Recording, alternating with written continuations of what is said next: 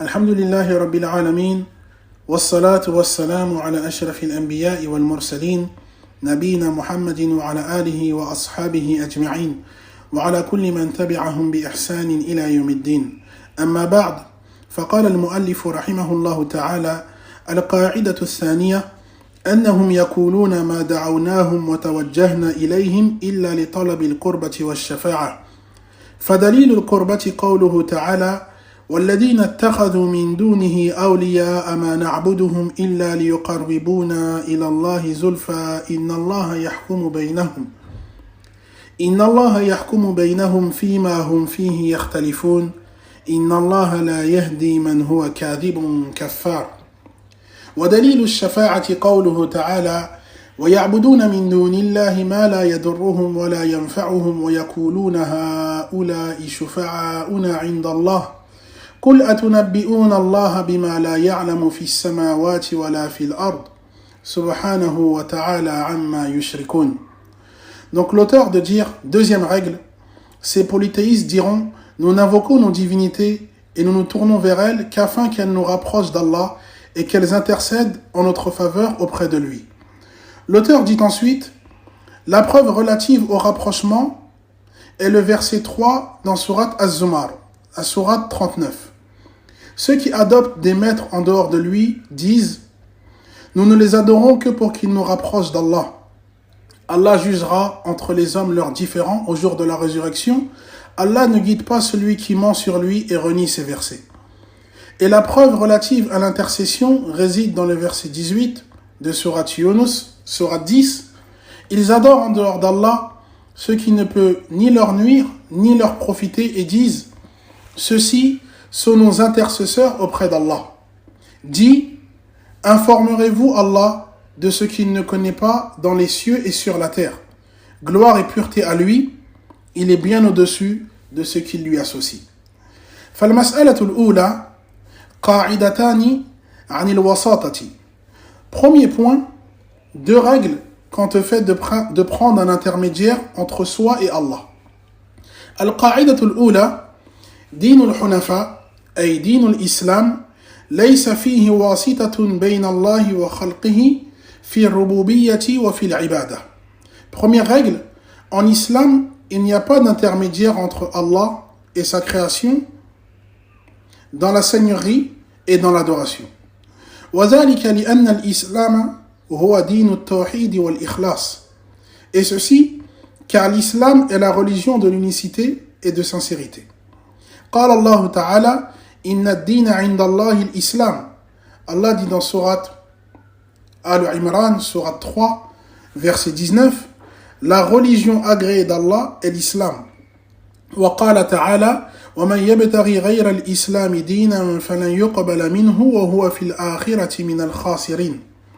Et de même Allah dit, toujours dans Surat Al-Imran, Surat 3, verset 85, quiconque désire une religion autre que l'islam ne sera point agréé et il sera dans l'au-delà du nombre des perdants. والقاعدة الثانية الرسل من الملائكة والبشر وسائط في البلاغ والدلالة. Deuxième règle, les messagers parmi les anges et les hommes sont des intermédiaires dans la transmission. قال الله تعالى: الله يصطفي من الملائكة رسلا ومن الناس إن الله سميع بصير. Allah dit dans Surat Al-Hajj, Surat 22, verset 75, Allah choisit des messagers parmi les anges et parmi les hommes. Allah entend et voit tout. المسألة الثانية الوساطة نوعان: وساطة منفية شركية ووساطة مثبتة شرعية. Deuxième point, deux catégories d'intermédiaires. La première est considérée comme un acte de polythéisme majeur et est niée dans le Coran et la Sunna. Quant à la seconde, elle est légiférée et affirmée dans le Coran et la Sunna. فالأولى أن تتخذ واسطة بين الله وخلقه في أمور الربوبية والعبادة كالرزق والنفع والضر وإجابة الدعاء والحفظ والهداية وهلم جرا. Donc cette première catégorie qui est interdite et qui est considérée comme étant un acte de polythéisme majeur, consiste à prendre un intermédiaire parmi les créatures avec Allah dans la seigneurie ou l'adoration, tel le fait de demander à autre qu'Allah la subsistance, l'exaucement des invocations, la guider, ou encore penser que cette personne peut nuire ou être utile en dehors d'Allah. قال الله تعالى أَمَّنْ يُجِيبُ الْمُضْطَرَّ إِذَا دَعَاهُ وَيَكْشِفُ السُّوءَ وَيَجْعَلُكُمْ خُلَفَاءَ الْأَرْضِ أَإِلَٰهٌ مَّعَ اللَّهِ قَلِيلًا مَا تَذَكَّرُونَ أَمَّنْ يَهْدِيكُمْ فِي ظُلُمَاتِ الْبَرِّ وَالْبَحْرِ وَمَنْ يُرْسِلُ الرِّيَاحَ بُشْرًا بَيْنَ يَدَيْ رَحْمَتِهِ أَإِلَٰهٌ مَّعَ اللَّهِ تعالى الله عما يشركون أمن يبدأ الخلق ثم يعيده ومن يرزقكم من السماء والأرض أإله مع الله قل هاتوا برهانكم إن كنتم صادقين. Allah dit dans Surat An-Naml, Surat les fourmis, Surat 27, du verset 62 au verset 64, qui exauce l'affligé qui l'invoque, dissipe le mal et vous fait vous succéder sur terre.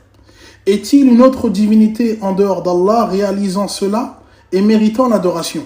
Que vous réfléchissez peu.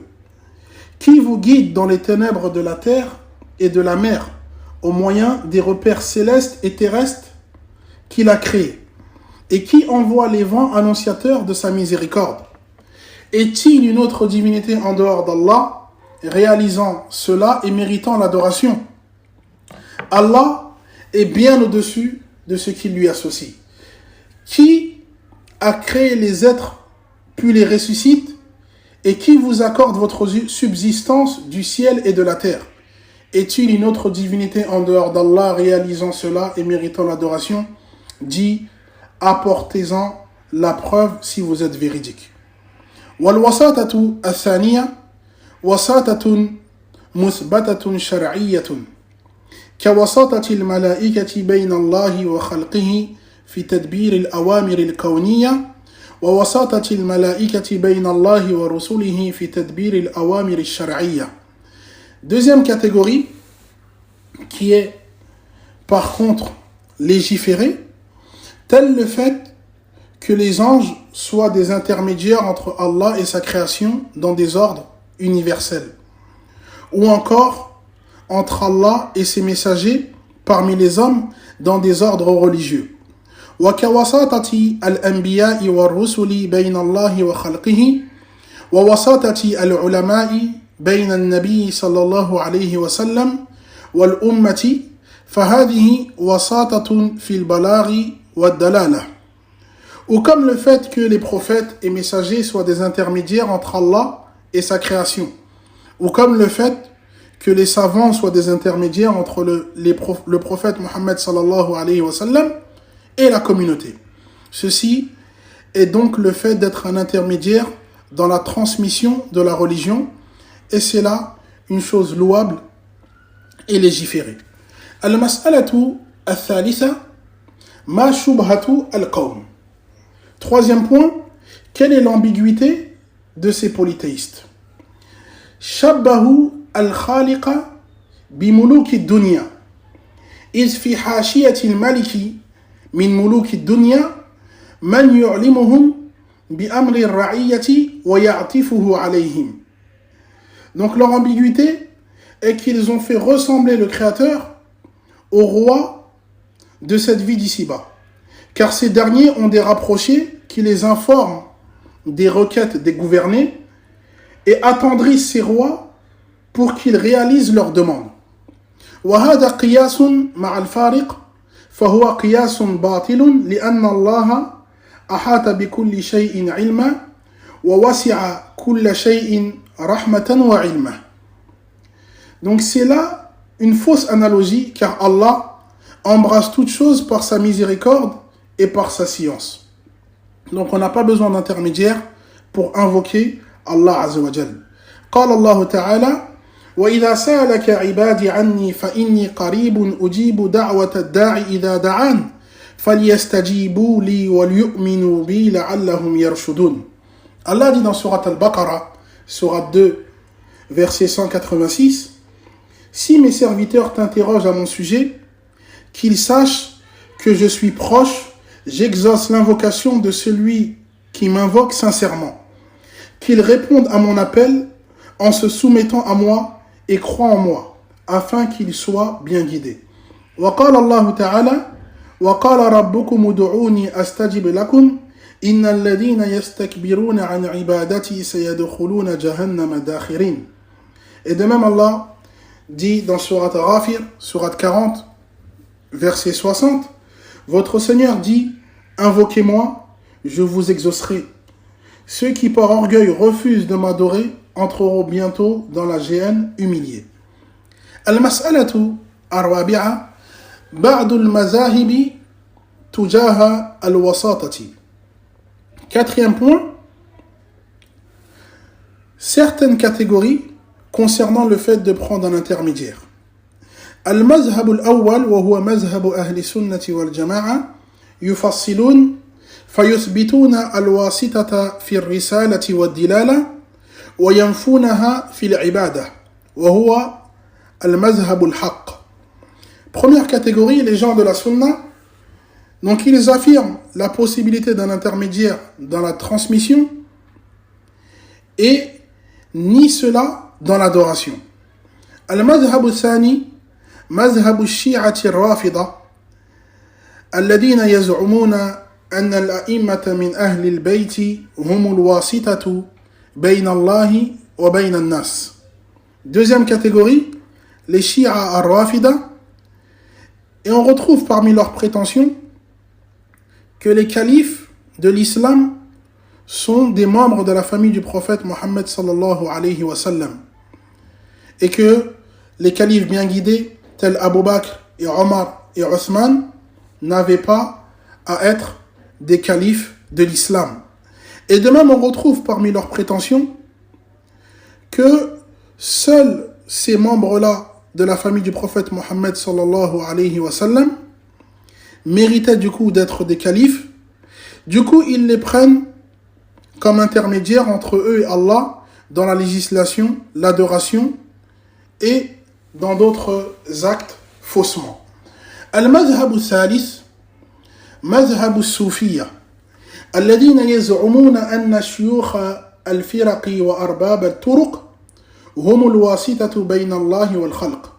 Troisième catégorie, les soufis qui prétendent que leurs soi-disant maîtres spirituels sont des intermédiaires entre eux et Allah. Du coup, ils les invoquent en dehors d'Allah. بل منهم من ينفون الواسطة في الرسالة فيعتقدون أنهم يتلقون من الله مباشرة وهو ما يسمى عندهم بالعلم اللدني. Pire que ça, on trouve parmi ces personnes-là, Minas Soufiya, ceux qui prétendent prendre la science directement auprès d'Allah, sans l'intermédiaire du messager d'Allah, sallallahu alayhi wa sallam.